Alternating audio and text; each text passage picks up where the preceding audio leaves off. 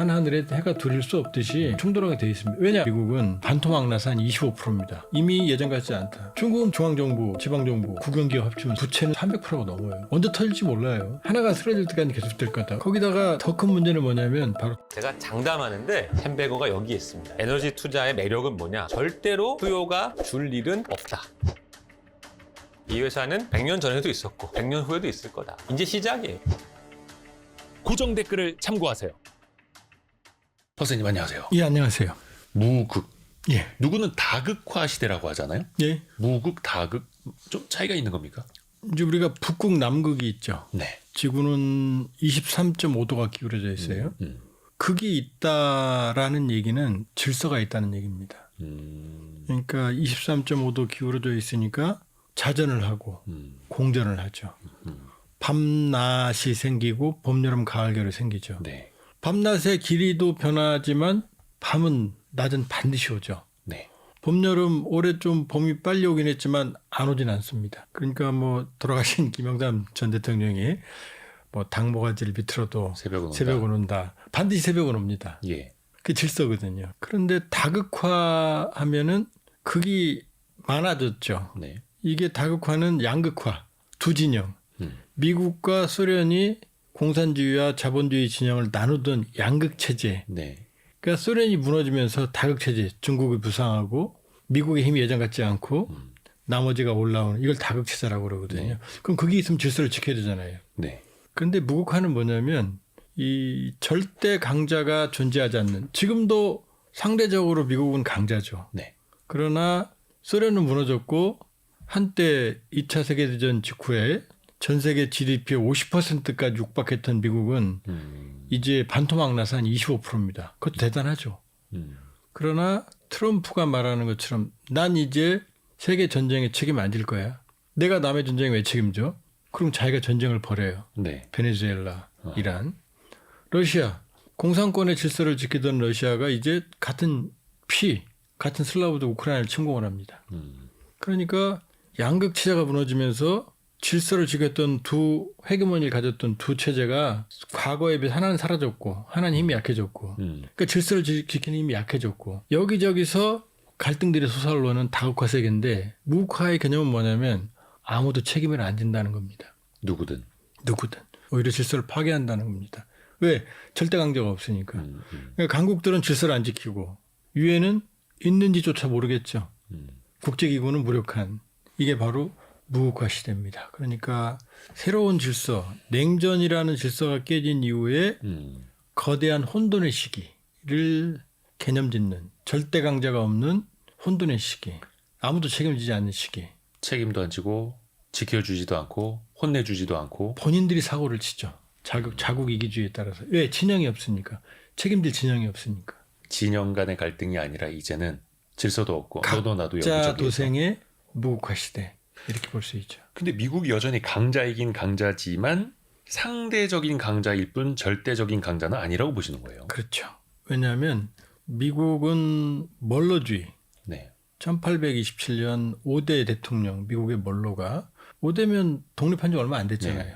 곧 뭐 미국 독립기념을 다가옵니다만은. 그러니까 영국이나 프랑스, 그때 세계의 중심은 유럽이었죠. 빅4. 영국, 프랑스, 독일, 이태리.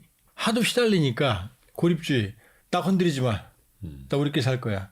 나도 유럽을 안 건드려. 좀 건방진 얘기죠. 그 신생 독립 미국이 어떻게 유럽을 건드려요. 이게 고립주의입니다. 그런데 1905년쯤 되면 4년 5년쯤 되면은 시어도 루즈벨트라는 대통령이 네. 이제 공격적 멀로주의를 얘기합니다. 고립주의에서 뭐냐? 이제 힘이 좀 커졌을 거 아니에요. 그러니까 웨스턴 헤미스피어.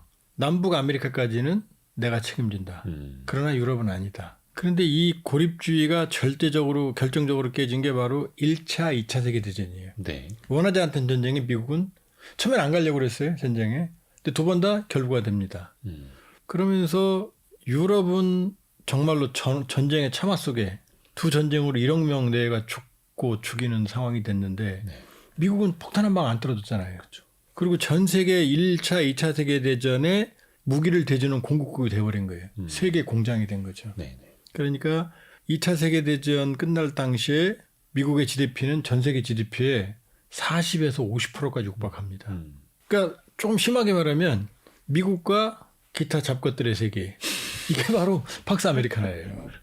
소련도 전성기 미국 GDP의 40% 50%를 못 넘어요. 이게 바로 국제주의입니다. 그러니까 미국은 모든 국제 문제에 개입하면서 미국의 스탠다드로 세계를 지배하는 이게 바로 팍스 아메리카나예요. 네. 그러니까 트럼프 이전까지 거의 모든 시어도 루즈벨트 1, 2차 세계대전 이후의 미국 대통령들은 2차 세계대전 이후 대통령들은 국제주의입니다. 공화든 미국이든 네. 국제 질서를 지키고 전 세계 전쟁에 개입하는 게 미국의 이익이라고 본 거죠. 그런데 미국의 힘이 점점 약해지죠. 그러니까 약해진다기보다는 점점 다른 나라들이 치고 올라오는 거죠. 유럽은 마셜 플랜으로 부흥하고 일본도 전후 복구. 우리도 지금 세계 10위잖아요. 네. 그러니까 전 세계 절반 팍스 아메리카나의 시대는 간 거죠. 이제 전 세계 4분의 1 정도로 줄어든 거죠. 그것도 대단하죠. 그러니까 트럼프가 관세 칼질을 하는 거 아니에요. 그런데 절반일 때랑 지금 우리 이 선생님 재산이 지금보다 2배 늘면 기분 좋겠죠. 그때랑 지금이랑 비교가 안 될 거 아니에요. 네. 그 상황인 거죠. 그러니까 미국은 예전 같지 않다 이제. 전 세계 질서를 지킬 만큼 힘이 강하지도 않고 세계는 그만큼 넓어진 거죠. 미국의 비중은 상대적으로 줄어든 거죠. 자, 결정적으로 볼까요? 미국이 전쟁을 저렇게 헤매는 적이 있어요? 이란이라는 저 미국에 비하면 보잘것없는 국력, 아무리 제국이라 하지만 네. 미국에 비하면 이란 전쟁 하나가도 지금 코피 터지고 있잖아요. 해결 못 하잖아요. 네. 이란이 원하는 대로 끌려가잖아요, 지금. 미국이 전에 미국은 저렇지 않았거든요. 그렇게 보면 베트남 전쟁도 압도적으로 베트남을 초토화시키고 떠난 것뿐이에요. 그렇게 보면 이란 전쟁이 지금 보여주고 있다. 이란 문제 하나를 해결을 못하고 있다. 무력으로. 그게 이제 미국의 힘인 거죠. 이미 예전 같지 않다. 그게 트럼프 시대여서 더더욱이 드러났다라고 보세요? 아니면 시대적으로 트럼프 같은 사람이 그냥 등장할 수밖에 없는 타이밍이었다고 보세요? 배경이죠. 배경. 예를 들어서 버섯이 사막에서는 생겨날 수 없잖아요. 습한 소나무 혹은 풀밭에서 나타나지 사막에서는 절대 안 나타나거든요. 미국이 힘이 약해지기 시작한 건 전 세계를 내가 책임을 못 지겠다라고 명백하게 움직이기 시작한 건 사실은 오바마 때라고 볼 수 있어요. 원래 물론 그 이전부터 미국의 국력은 점점 상대적으로 약화됐지만 말씀드리지만 아직도 전 세계 상대적으로는 최고 강자예요. 네. 그러니까 지금 말씀드리는 건 절대적인 지구 GDP의 절반에 육박했던 미국과 지금의 차이를 말씀드리는 거예요. 네. 미국의 전통적으로 가장 중요했던 외교안보의 1순위는 유럽입니다. 네. 1차, 2차 세계대전 터졌잖아요. 그거 자기 뿌리잖아요. 트럼프 대통령도 자기 할아버지 조상은 독일에서 왔잖아요. 네. 그다음에 두 번째로 중요했던 데는 어디냐? 중동입니다. 석유. 그런데 오바마 때 갑자기 물론 이제 여러 가지 변수가 있습니다만 오바마 대통령 때 갑자기 피보트 투 아시아 중시 정책이란 걸 얘기를 합니다. 그건 왜냐? 미국이 힘이 강하면 유럽, 중동, 동북아 세계를 동시에 관리하죠. 네. 그런데 미국의 힘이 점점 약해지니까 부시 정권 때부터 두 개의 전쟁이라는 개념이 나옵니다. 우리가 두 개의 전쟁을 감당할 수 있을까? 저는 그런 고민을 안 했죠. 어디든 다 때릴 수 있다고 생각했죠. 여기도 때리고 저기도 때리고. 그러더니 오바마 때는 피보트 아시아. 왜? 소련이 무너졌으니까 유럽이 중요하지 않잖아요. 독일 내 이번에 뭐 미국이 5천 명 감축한다 뭐 이런 얘기 나오지만 미국은 네. 26만 명까지 있었어요. 지금 3만 6천 명이거든요. 왜? 소련이라는 위협이 없으니까 안 중요하잖아요. 중동도 미국이 셰일가스, 셰일오일로 석유를 수출하는 국가가 되니까 안 중요하잖아요. 네. 그러니까 리밸런싱. 해외에 있는 미군의 전력을 60%를 어디로? 아시아로 보내겠다. 왜? 중국이 치고 올라오잖아요. 그러니까 이건 뭐냐? 힘이 있으면 이런 얘기를 안 하죠. 유럽은 유럽대로 지키고 중동은 중동대로 지키고 그다음에 아시아는 아시아대로 지키면 될 거 아니에요. 그러니까 오바마 때부터 미국이 하나의 전쟁에 주력하고 그 하나의 전쟁, 전 세계 동시에 여러 전쟁을 해결할 수 없다. 아시아로 집중한다. 전략이 바뀐 거고. 네. 그럼 트럼프 일기 때 나온 게 뭐냐? 바로 인도 태평양 전략이에요. 아시아가 태평양으로 넓어진 게 아니라 인도양까지 끌어들이는 거죠. 중국을 잡으려고. 서쪽은 인도 왼수니까. 남쪽은 호주 왼수니까. 동쪽은 일본 왼수니까 누구? 중국이. 요 중앙에 미국. 이게 바로 쿼드예요. 사각형 포위 전략. 그럼 바이든 정부 때는 세계 민주주의 정상회의라는 걸 만듭니다. 중국은 민주주의 아니라는 거죠. 모든 나라들과 어깨 동무하고 중국을 견제하겠다. 지금 트럼프 2기로 오는 거예요. 그러니까 크게 보면 전 세계의 국제 질서를 지키는 진영을 지키는 미국이 이제 소련이 무너지면서 미국의 국력이 상대적으로 약화되고 전 세계를 지킬 수 없으니 이제 미국의 핵심적인 적수만 잡겠다. 그게 바로 중국이다. 이렇게 흘러온 거예요. 그러니까 중국을 잡겠다는 전략에는 오바마도 바이든도 트럼프도 모두 동의하는 전략인 그렇죠. 거죠. 이미 2000년대 들어오면서부터 미국의 국제주의는 중국을 중심으로 재편되기 시작했다. 네. 그리고 트럼프는 이제 고립주의로 이제 우리는 세계전쟁에 관여 안 해. 나만 지킬 거야. 그리고 나만 지키는데 최대 위협이 누구지? 중국이야. 이렇게 바뀐 거예요. 어떻게 보면 이제 방법의 차이일 뿐 중국을 견제하려는 거는 계속해서 일맥상통하게 쭉 흘러왔던 거고 그럼 이걸 이제 뒤집어서 생각해 보면 트럼프는 일종의 시대가 만들어낸 시대가 불러낸 인물이었고 예, 맞습니다. 트럼프의 임기가 다 끝나더라도 이런 무국화 시대는 계속 이어질 수 있을까요? 또 다른 트럼프가 나올 수 있죠. 방금 또람프라고 하실 뻔했습니다. 예, 그 발음상 오해가 좀 있었고요. 그 또 다른 트럼프. 그렇지. 또 다른 트럼프가 예. 또람프네요. 그러니까. 왜냐하면 예. 다카이치 예. 선풍은 다카이치가 지금 한 거 아무것도 없거든요. 예. 지금 성과가 없어요. 근데 60% 이상 지지가 올라가요. 왜냐 다카이치는 일본판 마가거든요. 아하. 그건 일본인들의 상실감에 호소력을 주는 거예요. 최초의 여성 총리고 거기다 세습 정신이 아니고 톡톡 튀니까 네. 희망을 거는 거예요. 그러나 다카이치가 성공할 가능성이 있냐? 전 그렇게 보지 않아요. 내용이 없어요. 트럼프도 마찬가지입니다. 미국인의 좌절감이 지금 만들어낸 거예요. 마가 그러니까 러스트 벨트부터 시작해서 우리 다시 강해질 수 있어? 막 두들겨 패? 우리 뭐 얕보던 나라들? 그러니까 미국의 좌절감이 트럼프를 불러낸 거거든요. 네. 상실감이죠. 상실감. 예전 같지 않은. 푸틴이 우크라이나 전쟁을 일으켰는데 왜 60% 70% 지지율이 80%까지 올라올 거예요. 그건 소련 체제의 영화. 우리가 G1, G2 경쟁했는데 지금 그 세계 10위권 이하로 추락했어? 러시아인의 상실감이 푸틴이라는 존재를 불러낸 거거든요. 더 강력한 지도자를. 그렇죠. 그러니까 미국은 지금 뭐 트럼프 대통령이 하도 트럼프 대통령 사실 공화당이라고 하기도 보기도 어려워요. 굴러들어온 돌이잖아요. 그러니까 또 다른 트럼프가 탄생할 수 있다. 또 다른 또 하나 또 하나 이렇게 봐야 되는 게 자, 제가 무국화 시대라는 책을 쓴 이유도 뭐냐면 무국화는 몇 가지 위기를 기반으로 합니다. 첫 번째는 전쟁의 시대, 전쟁의 막 안보의 위기예요. 네. 왜냐 미국과 소련이 자기 진영을 누르고 있었거든 질서를. 네. 조폭들이 있는 데는 조폭들의 저항하는 잡범들이 있을 수가 없잖아요. 그러니까 조폭들이 자기 범죄 질서를 지키거든요. 그런데 이게 사라지니까 조폭이 사라지면 평화가 오는 게 아니라 잡범들이 튀어나와요. 그러니까 참 이게 낭만적이지 않죠 세상이라는 네. 게. 범죄의 전쟁 끝나면은 평화로워야 되는데 이제 잡범들이 새로 자기들이 나오기 시작해. 그 일본 말로 범죄용으로 나와버리라고 그러잖아요. 그러니까 지금은 전 세계가 전쟁의 시대예요. 볼까요? 러시아 우크라이나 전쟁 지속 중이죠. 이란 미국 이스라엘 전쟁 중이죠. 후티 예멘 내전이죠. 인도 파키스탄 전쟁했죠. 태국 캄보디아 전쟁했죠. 아프리카 내전은 여기저기예요 지금. 그럼 전쟁의 시대면 사람들이 불안하거든요. 예. 질서를 안 지키니까 여기저기. 또 다른 전쟁이 죄송하지만 이란 전쟁이 끝나도 평화가 오느냐 또 다른 전쟁이 터질 수 있어요. 지금 아프가니스탄, 파키스탄도 위험해요. 인도까지. 계속 우리가 관심이 없어 그렇지 파키스탄 탈레반을 중심으로 계속 전운이 감돌아요. 중앙아시아 탄탄타는 국가들도 영토 문제가 해결이 안 됐어요. 여기가. 아르메니아, 아제르바이잔도 아직 완전히 끝난 거 아닙니다. 그러면 안보적으로 불안하죠. 그럼 사람들이 불안해합니다. 그래서 두 번째 불안이 또 있어요. 자본주의 위기입니다. 자본주의 G7 국가 중에서 2% 성장하는 나라 미국밖에 없어요. 나머지 그 천하의 EU의 20%의 GDP를 가진 독일은 헤매는 발길이고요.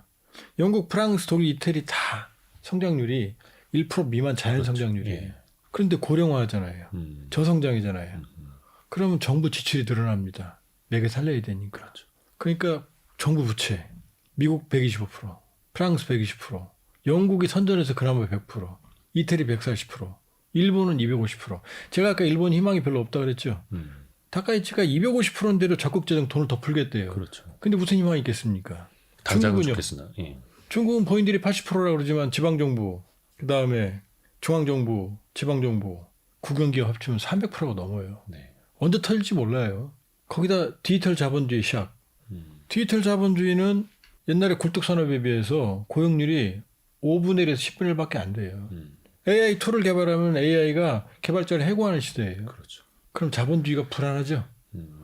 그럼 경제와 지금 자본주의도 위기고 현대 자본주의, 그다음에 안보 위기거든요. 두 개의 안보 위기가 겹치죠. 네. 그러면 전 세계가 우경화합니다. 변화, 혁신, 새로운 가치, 배려 이거보다는 진보적 가치보다는 보수 우경화예요. 기존 질서, 그다음에 현재의 안주, 배려보다는 우리 이런 것들로 하거든요. 그럼 보수 우경화하면은 여기 또 어떤 문제가 보수 우경화할 수 있죠. 우경화 작용하는 하나의 정책 흐름이니까. 근데 여기서 극우가 탄생을 해요. 이태리 멜로니, 무솔리니 후에, 독일 AfD, 나치 후에, 영국 개혁당, 그다음에 프랑스 르펜 민족전선, 일본 참정당. 그러니까 이태리 멜로니 총리, 무솔리니 후에잖아요. 그러니까 이런 흐름 속에서 이게 지금 트럼프의 탄생을 얘기하잖아요. 네. 그럼 사람들은 이런 흐름 속에서는 합리적이고 차분한 지도자를 원하지 않아요. 스트롱맨, 선동적인 파퓰리스트를 원합니다. 그러니까 불안하니까 이럴 때는 강인한 이미지, 소위 나쁜 남자, 나쁜 언니 신드롬. 오빠 믿지? 언니 믿지? 내가 때려줄게. 더 세게. 더 세게 때려줄게.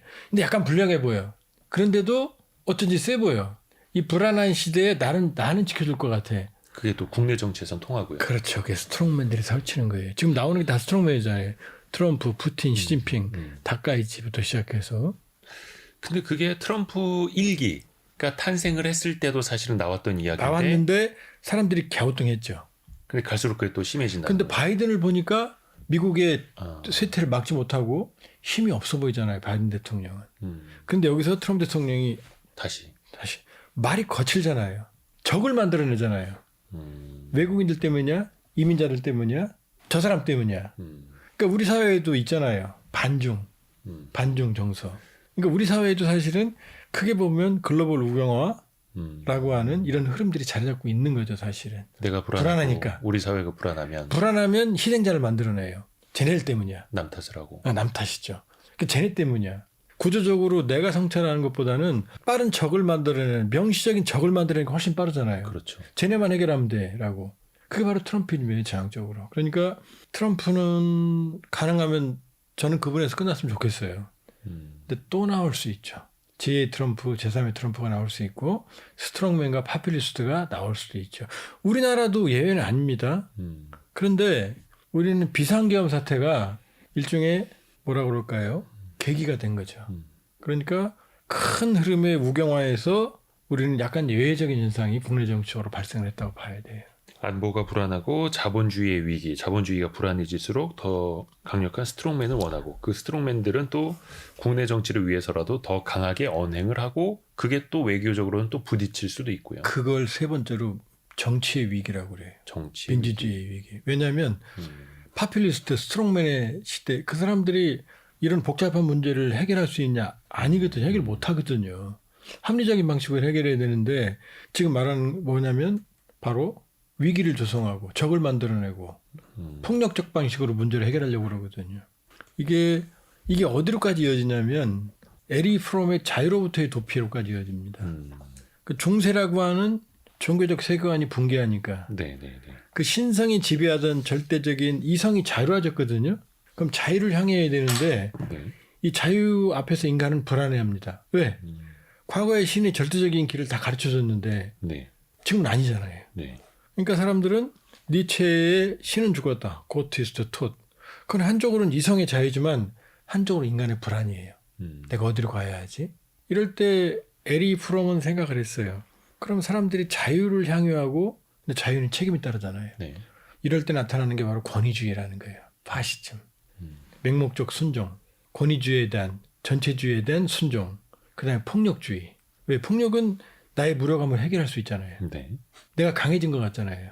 그러니까 이게 이제 사실 극우의 탄생의 배경이에요. 그러니까 지금 전 세계는 제가 보기에는 행복하지는 않았지만 바람직하지는 않았지만 냉전이라는 질서가 있었고 사람들은 그 냉전의 질서 속에서 안정감을 찾았어요. 비록. 북극과 남극처럼. 그러니까 이 냉전이라는 사실 엄밀히 보면 범죄의 질서인데 이 질서 안에서의 질서가 사라지니까 사람들은 불안한 거예요. 그러면 뭔가 확실한 민족주의, 강인함, 스트롱맨, 그다음에 희생양 찾기 이런 게 과하면 이게 극으로 가는 거예요. 그러니까 사실은 위험하죠. 그러니까 끝없이 우리가 성찰하지 않으면 지금 위험한 세계라고 할 수 있어요. 모국화의 시대는. 일촉즉발이 될 수도 있는 거고 어디에서도. 지금 질서를 지켰던 러시아가 같은 소련권이었던 우크라이나를 침공했잖아요. 예. 미국이 지금 이란을 침공했고 베네수엘라를 침공했잖아요. 네. 또 뭐라고 말해요? 나 쿠바 침공할 수도 있어? 콜롬비아를 침공할 거야? 멕시코 폭격할 거야? 이거는 진영의 시대는 불가능하던 일이거든요. 아하, 같은 편을. 그렇죠. 질서를 지키던 소련과 러시아와 미국이 이제 질서를 파괴하고 있는 거죠. 뭘 위해서? 자국의 이기주를 위해서. 자국의 각자 도생, 나만을 위해서. 이게 미칠 수 있는 글로벌 질서의 파급 효과는 신경을 안 쓰는 거죠. 근데 그 과정에서 심지어 나토 우방이 이제 유럽과 미국도 사이가 조금 멀어지고 있고 그게 또 피상적으로 보면은 돈 때문인 걸로 보이기는 합니다만 또 그게 힘이 빠지고 있는 미국의 단편적인 또 하나의 표상일 수도 있겠고 근데 그 사이에서 부상하고 있는 나라가 있지 않습니까? 중국이죠. 중국이라는. 근데 그 위협을 미국도 모르진 않단 말이에요. 근데 저쪽에서 중국의 힘이 더 커져가고 있는데 왜 우방끼리 다투고 있고 나토를 탈퇴하려 하고 있고 과연 이게 맞는가? 이건 좀 어떻게 봐야 될까요? 나토의 해체 또는 완화는 해체는 좀 그렇습니다. 필연이에요. 필연이라고요? 왜? 자, 냉전 때의 주 전선은 어디입니까? 유럽이에요. 1차 세계든 2차 세계든이 거기서 벌어졌잖아요. 냉전기에 나토와 WTO, 북대서양조약기구, 네. 동구권과 서방권의 양측에 유럽에 네. 장갑차, 전차, 야포는 10만 대가 넘었어요. 지금 어느 수준인지 아세요? 지금 우리가 대략 탱크를 한 2,300대 정도 운용을 하거든요. 우리나라만. 예.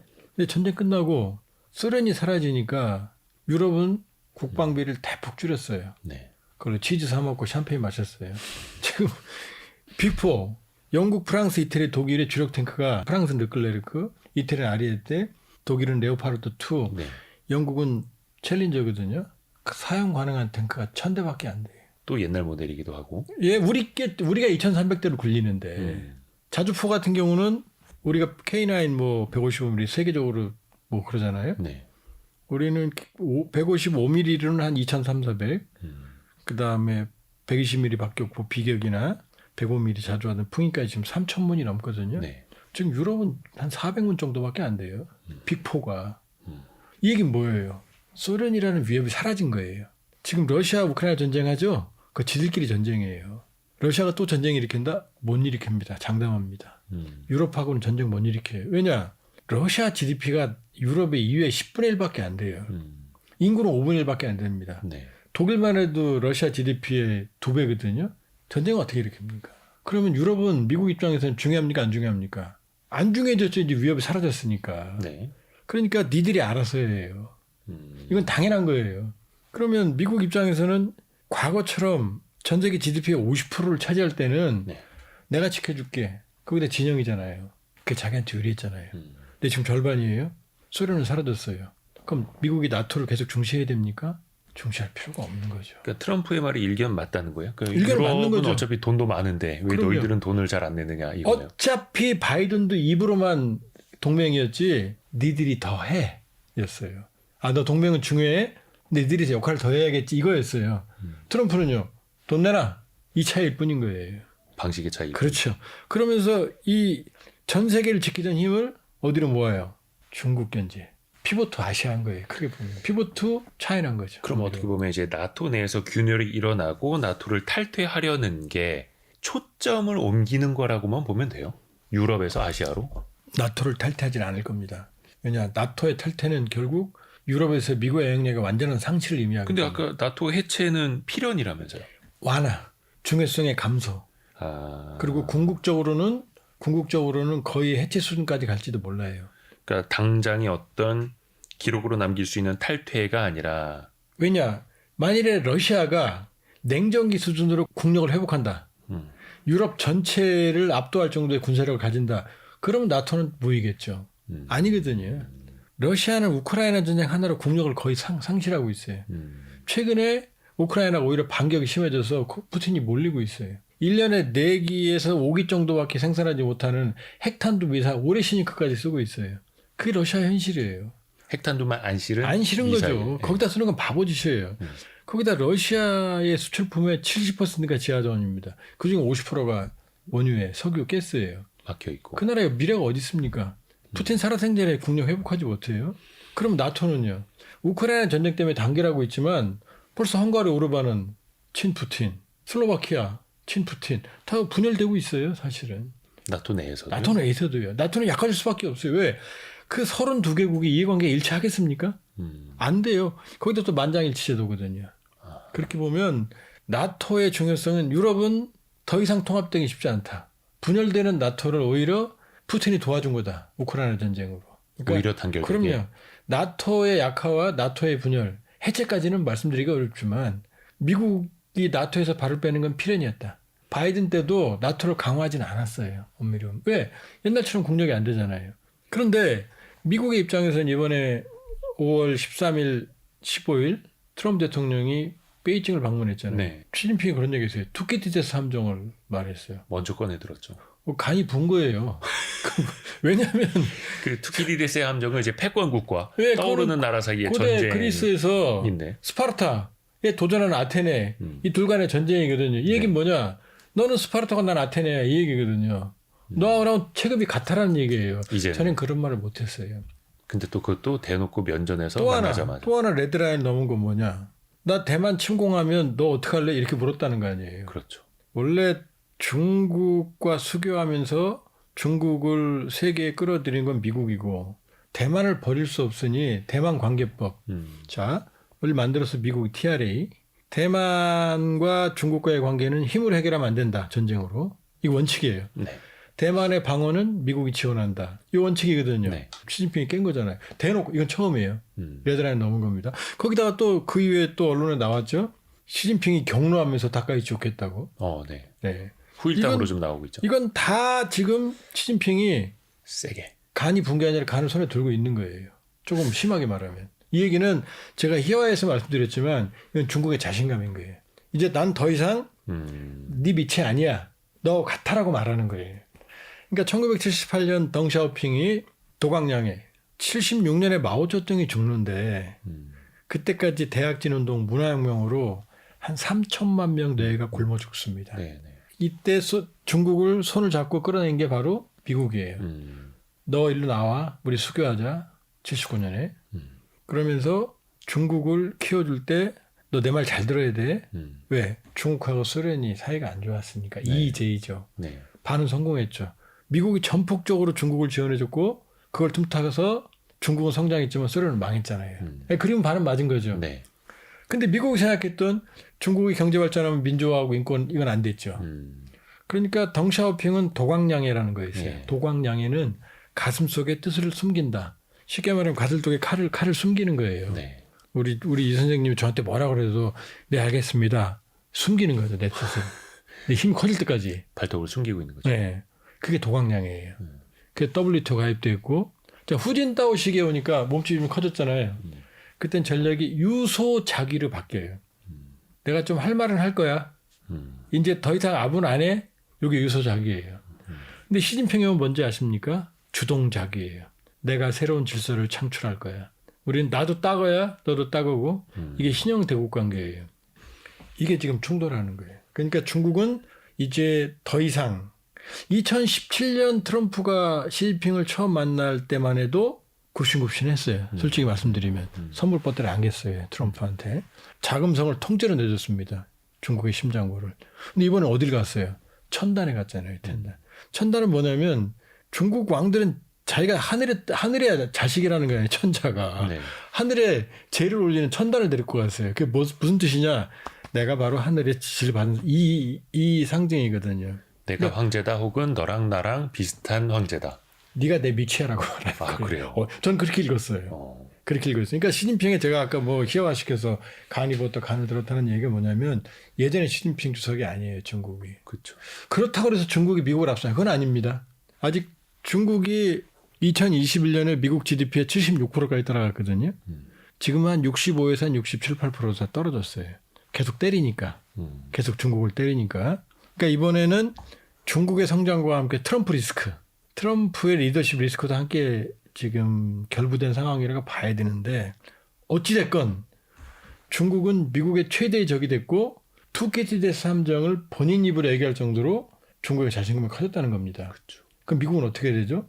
중국과의 다음에 누가 되든 트럼프가 지금 여러 가지 면에서 준비되지 않은 관세 전쟁 또 이란 전쟁 여파로 좀 꼬리를 좀 내렸어요. 이번에 베이징 가서는. 확실히 미국이 좀 꼬리를 내렸죠. 그러나 미국이 꼬리를 내린 건 아니다. 중국과의 경쟁은 계속된다. 둘이 쓰러질 때까지 하나가 쓰러질 때까지 계속될 거다. 왜? 시진핑 주석이 이 트럼프 일기 때는 그렇게 말했거든요. 태평양은 중국과 미국이 나눠 쓰기 충분하다. 그러나 둘이 나눠 쓸 수 없어요. 한 하늘에 해가 둘일 수 없듯이 둘은 충돌하게 돼 있습니다. 왜냐? 한쪽의 성공이 한쪽의 실패를 의미하거든요. 그러니까 중국이 계속 성장하면 미국 패권의 몰락을 의미하고 여기서 중국이 미국의 압력에 주저앉으면 영원 일본 짱 나는 거거든요. 잃어버린 10년, 20년, 30년, 40년. 일본이 몰락한 배경에는 바로 85년 플라자 합의, 미국의 일본 반도체에 대한 타격, 미국의 집중적인 견제 때문이거든요. 알 사람은 다 알거든요. 중국은 봤거든요. 중국이 미국 GDP의 70%까지 따라갔었거든요. 네네네. 그게 언제냐? 95년이에요. 그 뒤로 어떻게 됩니까? 잃어버린 10년, 20년, 30년 그 좌절 끝에 다카이치가 튀어나온 거죠. 그렇게 보면 지금 이 미국의 국제주의, 전 세계의 질서를 지키는 미국의 국제주의는 이 무국화 시대 들어서는 주적은 중국으로 바뀌었다. 그리고 그 중국을 잡지 않으면 미국의 미래가 없다는 걸 누가? 오바마도, 트럼프 1기도, 바이든도, 트럼프 2기도, 그다음 애프터 트럼프도 알고 있다. 이렇게 볼 수 있죠. 근데 그게 과거에는 소련과의 경쟁에서 이겼고 그렇게 또 이제 어깨 높이까지 치고 올라왔던 일본을 눌렀고 그런데 역사상으로 보면은 G2의 패권 경쟁이 가장 미국에게는 좀 힘겨운 상대가 중국 아닐까요? 이게 현재라서 꼭 그런 게 아니라 팍스 아메리칸의 석양이다. 트럼피즘은. 왜? 미국은 1인당 GDP가 86,000불이거든요. 네. 중국은 13,000불에서 14,000불 왔다 갔다. 이제 15,000불 돼갈 겁니다. 그러면 미국이 트럼프가 생각하는 제조업발은 안 됩니다. 될 수가 없어요. 그게 제국의 숙명이에요. 영국이 어떻게 됐어요? 산업자본의 선도, 산업혁명이지만 지금 돈 들어오니까 왜 물건을 왜 만들죠? 지금도 런던이 금융자본의 그 중심이죠. 금융자본을 전환하는 거예요. 네. 이건 필연이에요.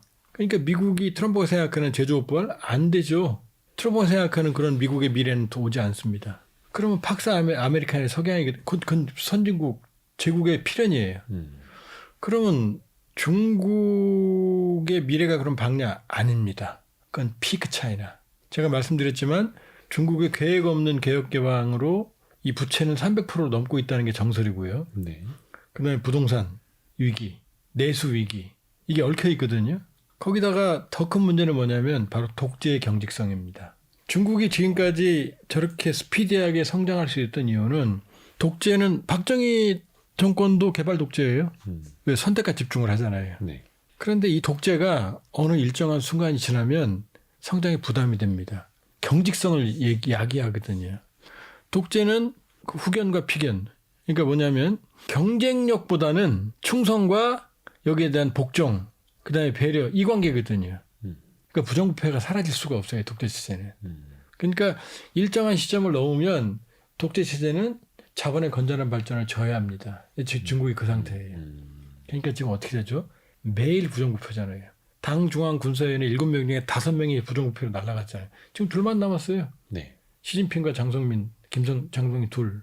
7명이 있어야 되는 당 중앙 군사위원회가 2인 체제라고 해요. 나머지 5인이 모두 부정부패예요. 독재는 필연적으로 썩습니다. 그러니까 대한민국의 경우에는 개발 독재가 적정 시점에서 끝났어요. 그리고 긴 민주화의 경험으로 길로 온 거거든요. 그래서 이 나라가 위대한 겁니다. 또 하나는 뭐냐. 중국이 가지고 있는 공산당 독재 한계는 뭐냐면 도덕적 헤게모니가 없어요. 도덕적 헤게모니.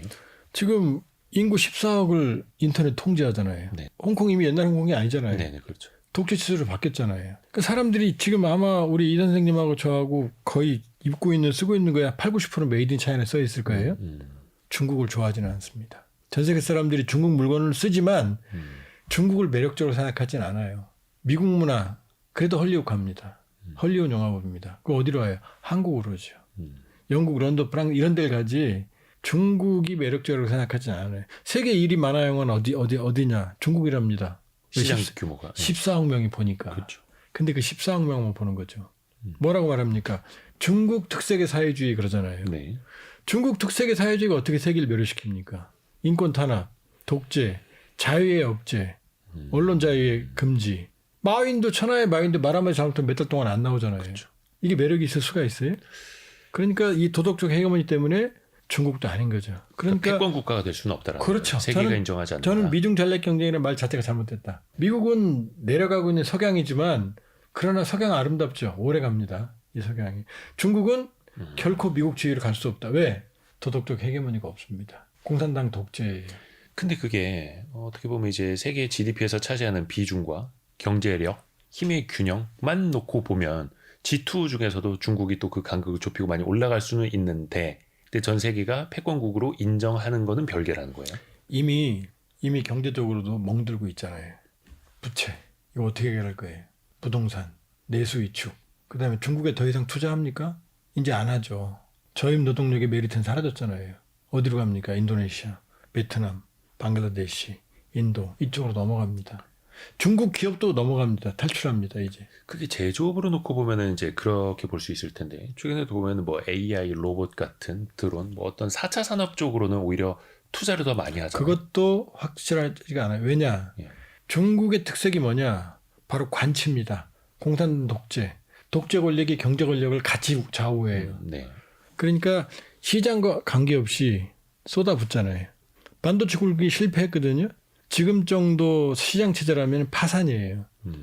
근데 자본을 끌어다 계속 투자하는 거예요. 그러니까 시장성과 관계없이 돈을 쏟아 부어서 성공하는 겁니다. 거기다 두 번째 AI 같은 경우는 개인 정보, 프라이버시 이게 완전히 지금 사라져 있잖아요. 네. 안면 인식부터 시작해서. 그러니까 중국적 특수성에 기반을 두는 거지 결코 중국이 예를 들면 이런 거죠. 지금 중국이 세계 조선의 한 60에서 70% 수주합니다. 그렇지만 핵심 기술을 가진 플랜트, LNG, 쇠빙선 이런 고부가 가치 쪽은 거의 한국이 삭슬이 하거든요. 네. 예를 들면. 그리고 중국은 본인들이 발주를 하거든요.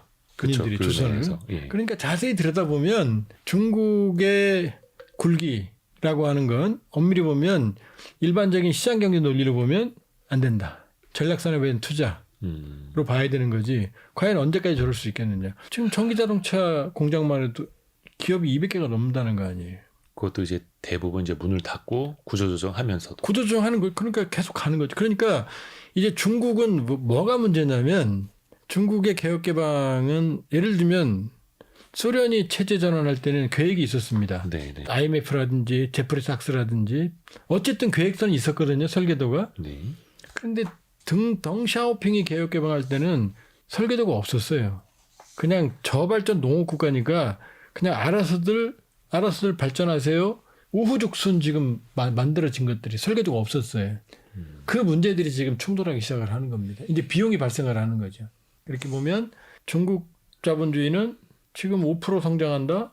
그것도 인위적이라는 거 아니에요. 여러 가지 수치 빼보면 거품이 많다는 거 아니에요. 그러니까 중국식 모델에는 이제 한계가 있을 수밖에 저는 없다. 피크 차이나라고 봐요. 그러면 이제 이 대목에서 우리는 어떻게 할 것인가, 이 무국화 시대를 어떻게 살아갈 것인가를 생각을 해야 되는데 그렇다고 해서 우리도 똑같이 나만 잘 살면 돼 라고 하는 게 맞을지 어떻게 해야 됩니까? 일단은 무국화 시대는 나만 잘 살아야 됩니다. 내가 살아남아야 돼요. 서바이벌. 서바이벌이에요. 나만 잘 살아야만 나도 잘 살자가 되는 겁니다. 지금은 서바이벌 해야 됩니다. 이것도 유튜브로 나가는 방송이죠. 라디오랑 유튜브랑 다 라디오, 같이 유튜브요? 나갑니다. 예. 그럼 또 이제 시청률도 있고 청취율도 있으니까 국뽕 주사를 좀 맞아야 됩니다. 좀 주사를 지금부터 맞을 건데요. 그렇다고 제가 근거 없이 국뽕 주사를 놓겠습니까? 국민 여러분들께.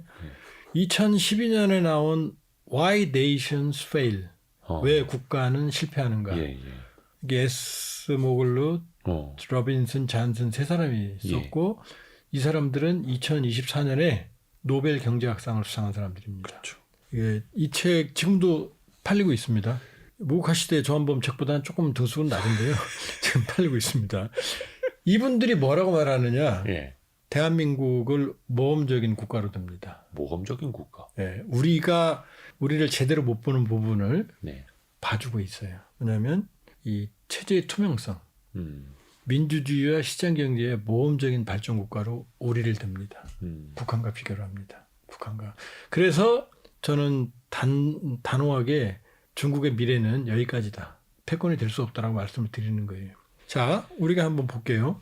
K 방산 그러잖아요. 네네. 방산 먼저. 요즘 전쟁 시대니까 제가 말씀드렸잖아요.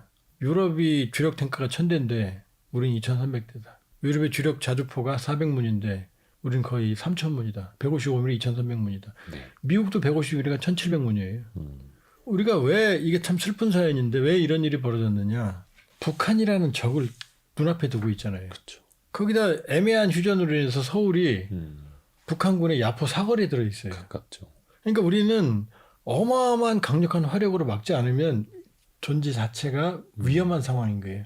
그래서 K방산이 발전한 겁니다. 전 세계적으로 유럽이 치즈 먹고 샴페인 마실 때 우리는 허리도 졸라매면서 군대 가고 방위산업을 키워왔어요. 네. 이 경쟁력은 못 따라옵니다. 따라올 수가 없어요. K경제 이것도 대단합니다. 이것도 지금 우리는 제조업이라는 뿌리를 그대로 가지고 있거든요. 지금 경제력은 세계 10위라고 그러지만 여기서 지금 전 세계가 아쉬워하는 걸 다 가지고 있어요. 볼까요? AI 시대는 전기가 핵심인 거 아시죠? 그렇죠. 우린 전기 원자력이 세계 최고입니다. 기술이. 그다음에 우리가 한번 남부로 한번 가볼게요. 물론 뭐 여러 군데도 있지만은 이쪽 울산 이쪽 가보면 포항 쪽 가보면 포항 제철이 있죠. 울산 울진 원자력 발전소 있죠. 울산 화학이 있습니다. 이 부산권으로 면 경공업, 창원 기계공업. 네. 이 벨트가 그냥 이어져 있죠. 여기 2-3시간이면 모두 물류가 모입니다. 그렇죠. 그래서 조선이 강한 거예요. 예. 반도체, 조선, 기계, 전기, 전자, 조선, 토목 건축 다 가지고 있는 거예요. 사실은. 그러니까 이거는 모든 유럽이 잃어버린 미국이 상실하고 있는 이런 제조업 기반을 그대로 다 가지고 있는 거죠. 그러니까 전체적인 경제 규모는 10일지 모르겠지만 제가 보기엔 주요 제조업 산업으로는 훨씬 더 올라갈 거예요. 엄청나게 준비된 실력이죠. 그렇죠. 예. 그러니까 저 안보 5위 맞습니다. 핵무기 없다고 없어도 5위예요. 경제 그다음 지금 로빈슨 존슨 이 Why Nation Fails에서 말했지만 민주주의입니다. 우리는 사회가 분열돼 있고 비상계엄도 겪고 그렇지만 전 세계 이런 나라가 트럼프가 한국의 대통령으로 저랬다면 제가 보기에 10번은 탄핵당했습니다. 100번일지도 몰라요. 이 정치적 투명성 지금 제가 이렇게 말하면 불편해하실지 모르는 분들도 계시겠지만 대통령을 2번이나 탄핵했어요. 그렇죠. 그리고 한 번의 비상계엄을 이게 옳다 그러다 정책 태도를 떠나서 절차적 민주주의에 따라서 해결하고 있어요. 지금 서부지법 사태라는 옥의 티가 있지만 수만 명, 수십만 명이 모여도 약탈 방화가 없는 나라가 이 나라가 유일합니다. 새벽에 그냥 슬립 신고 편의점 가서 컵라면을 사갖고 5분, 10분 걸어와도 아무도 불안해하지 않아요. 그렇죠. 이 나라가 그만큼 건강한 거예요. 미래가 있는 거예요. 그러니까 민주주의 회복 탄력성, 그다음에 이 사회의 투명성 어마어마한 겁니다. 이게 지금 뭐죠? 경제, 안보, 정치. K컬처는 말 안 해도 되죠. K컬처는 말 안 해도 돼요. 전 세계가 지금 전 세계 매력이 있는 나라가 이 나라예요. 그러니까 저는 우리는 사실 우리만 내가 얼마나 그런 얘기 하잖아요. 뭐 세상에서 일본을 제일 우습게 하는 나라는 한국밖에 없다고. 네. 저는 그 얘기는 옛날 얘기고 네. 저는 한국을 제일 우습게 하는 사람들이 한국인들이다. 아, 너무 저평가하고 있다. 얼마나 우리가 커왔고 얼마나 우리가 잘해왔는지를 우리는 잘 모르고 있다는 거죠. 그러니까 우리는 제가 볼 때 또 하나 긍정적인 건 뭐냐면 주변 열강들이 강할 때 한국은 조선반도 한반도는 항상 코피 터졌어요. 청나라 강한 병자호란, 도요토미 히데요시, 일본 통일하니까 임진왜란, 정유자란, 그 다음에 일본 메이지 유신하니까 일제강점기, 수나라, 그럼 수나라 쳐들어와 을지문독장군 나와야 돼. 거란, 캐세이 퍼시픽, 거란이 캐세이 퍼시픽, 캐세이가 거란이라는 얘기거든요. 사람들이 잘 몰라요. 거란이 얼마나 위대한 나라인지. 거란 세면 강함찬장군 나와야 돼. 얼마나 코피 터졌어요. 나라가 유린됐습니다. 그러니까 주변국이 강할 땐 우리는 항상 힘들었어요. 그런데 지금 중국은 제가 말씀드렸죠. 빅 차이나입니다. 일본 저는 다카이치 노세한 일본 세울 수 없다고 생각합니다. 러시아 뭐 유럽 침공한다. 제가 러시아에서 공부했습니다. 영원한 중진국으로 추락할 거면 제법 못해요. 미국 피크 차이나. 주변 강국들이 모두 예전 같지 않아요. 그러니까 미국도 피크고. 그렇죠. 그럼 우리는요. 저는 유사일에 가장 전성기는 지금이라고 봅니다. 가장 강한 나라가 되고 있죠. 강하죠. 그런 얘기합니다. 뭐 광개토 대왕 세계 사람들은 몰라요 누군지. 우리만 압니다. 우리만 광개토 땅 높다 이렇게 얘기하는 거지. 그래봤자 변방입니다. 중국 입장에서는. 제가 무시하는 게 아니에요. 그다음에 이순신 장군 세계적으로 군사 전문가들만 조금 알아요. 넬슨은 알아도 이순신 장군 일반인들은 모릅니다.